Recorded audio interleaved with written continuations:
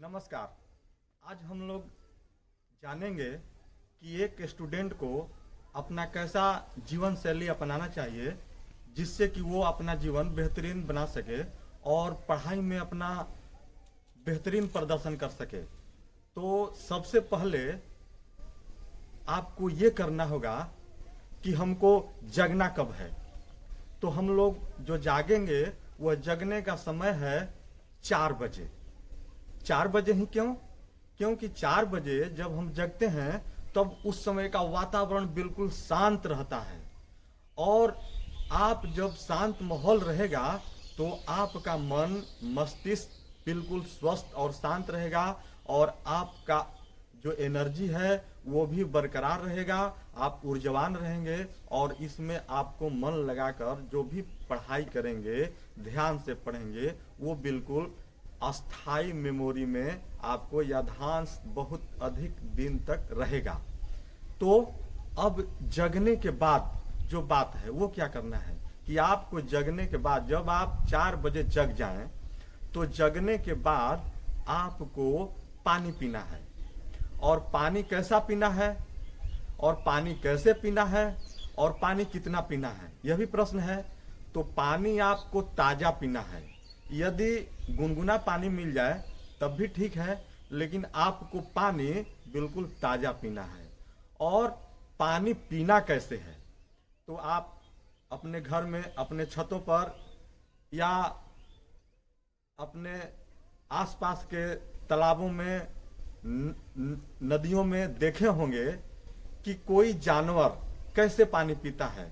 देखिएगा, कभी शेर या कभी जो कुत्ता है वो पानी पीता है या हिरन पानी पीता है तो वो थोड़ा थोड़ा करके जीभ से चाटता है, मतलब पानी का रस लेकर के पानी पीता है। ऐसा नहीं कि हड़बड़ी में पीता है। और हम लोग क्या करते हैं, खड़ा है तब भी पानी पी लिए और बहुत उठाए गिलास और जोर से पूरा घट घट पी गए। ये पीना नहीं होगा।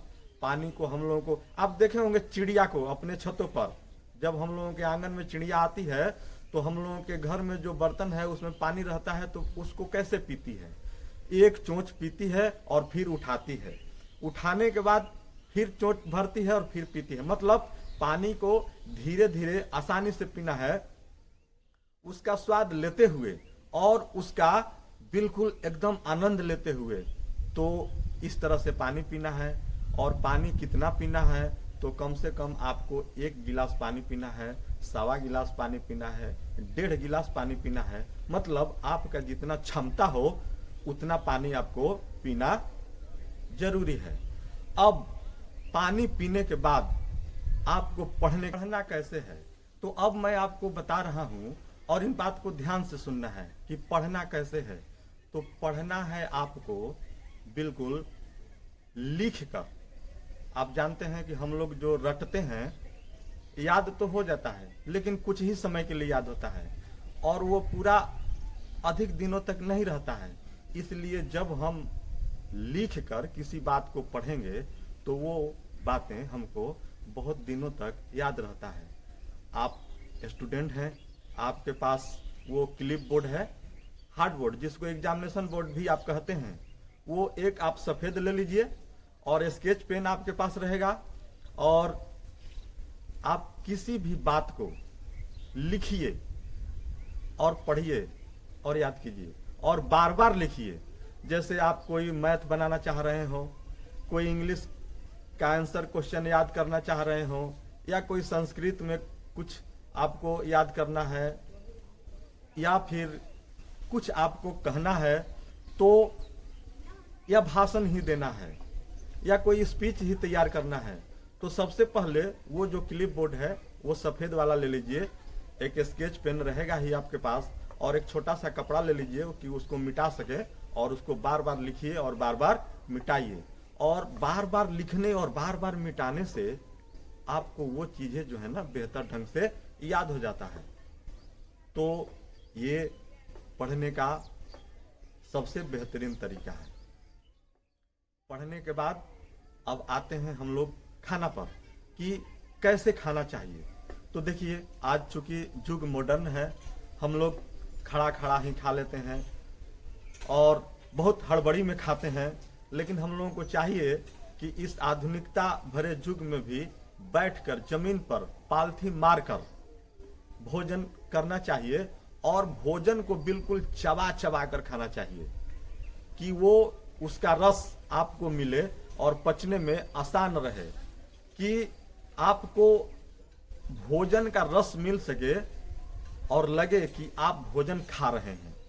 तो भोजन खाने का सबसे बेहतरीन तरीका है कि धीरे धीरे खाइए, चबा चबा कर खाइए, उसका रस लेकर खाइए। अब यह आपका खाने का सबसे उत्तम तरीका है। इसके बाद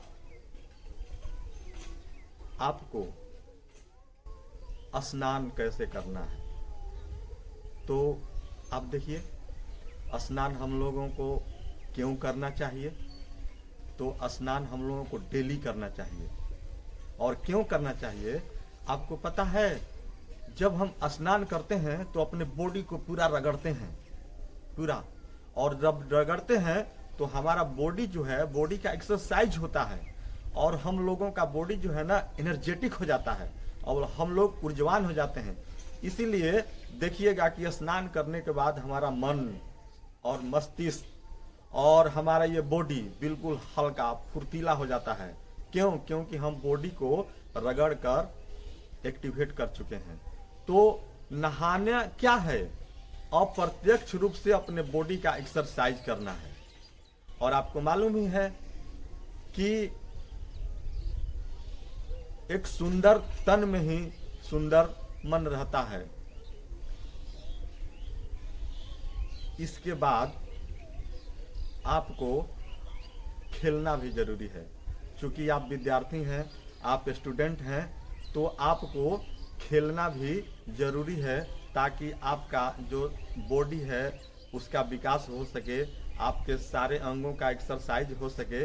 इसलिए खेलना जरूरी है, लेकिन सीमित समय में खेलिए और उस समय खेलिए जिस समय आपका पढ़ने में मन नहीं लग रहा हो और आपको लगता है कि हमको खेल कर आएंगे तो फिर पढ़ेंगे, तो फिर मेरा मन लगेगा, तब फिर आप खेलिए। और देखिए सोना बहुत जरूरी है। बहुत लोग ये समझते हैं कि हम जितना अधिक देर तक पढ़ेंगे उतना ही हमको याद होगा, हम बहुत अच्छा कर पाएंगे, लेकिन ऐसा नहीं है। इस स्वास्थ्य को, इस मन को, इस मस्तिष्क को रेस्ट करने के लिए, विकास करने के लिए सोना भी बेहद जरूरी है। जब तक हम एक बेहतर नींद नहीं लेंगे और हम बिल्कुल अच्छा समय तक सो नहीं पाएंगे, तब तक हमारा मन मस्तिष्क स्थिर नहीं रह पाएगा। फिर हम अगले दिन अपने पूरी ऊर्जा के साथ काम नहीं कर पाएंगे। इसलिए अब प्रश्न ये उठता है, आप जानना चाहेंगे कि हम लोगों को सोना कितना चाहिए। तो यह जो है ना बात, ये डिपेंड ऑन द बॉडी। यह आपके अपने शरीर पर निर्भर करता है कि आप कितना देर तक सो लें। किसी व्यक्ति का 4-5 घंटा में भी सोना पूरा पर्याप्त हो जाता है। कोई 5 घंटा सो लेता है तो उसका बॉडी रिलैक्स हो जाता है। कोई 6 घंटा, कोई 7 घंटा, कोई 4 घंटा, कोई 2 घंटा भी सो करके अपना रिलैक्स महसूस कर सकता है। तो आप इन बातों को अपनाकर अपने जीवन में अपना दिनचर्या सुधार कर एक बेहतरीन जीवन बना सकते हैं। एक बहुत ही अच्छा, बेहतर, सर्वोत्तम स्टूडेंट हो सकते हैं। आपको लगता है कि ये मेरी बातें अच्छी हैं तो आप मेरे इस वीडियो को सब्सक्राइब कीजिएगा, कमेंट कीजिएगा और लाइक कीजिएगा। धन्यवाद, थैंक यू।